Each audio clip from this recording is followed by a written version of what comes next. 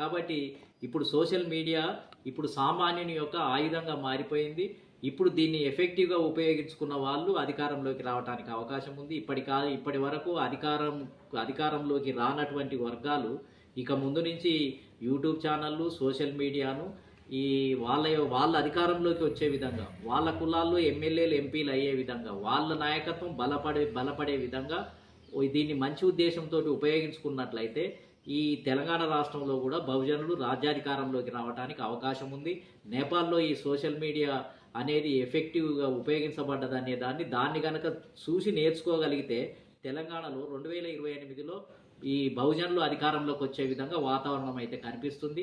కాబట్టి దీన్ని మేము ఖచ్చితంగా ఉపయోగించుకొని రానున్న కాలంలో మరి అధికారంలోకి వచ్చి ఓట్లు వేయించుకొని ఇక్కడున్న జనానికి మనకు అనుకూలంగా తిప్పుకోవాలనేది మరి ఒకటి ఆలోచిస్తున్నాం. దానికి పకడ్బందీగా కూడా దానికి ఒక నిర్మాణాత్మకంగా మరి ఒక ప్రణాళిక రూపకల్పన చేస్తాము అని చెప్పి ఈ సందర్భంగా తెలియజేస్తున్నాం.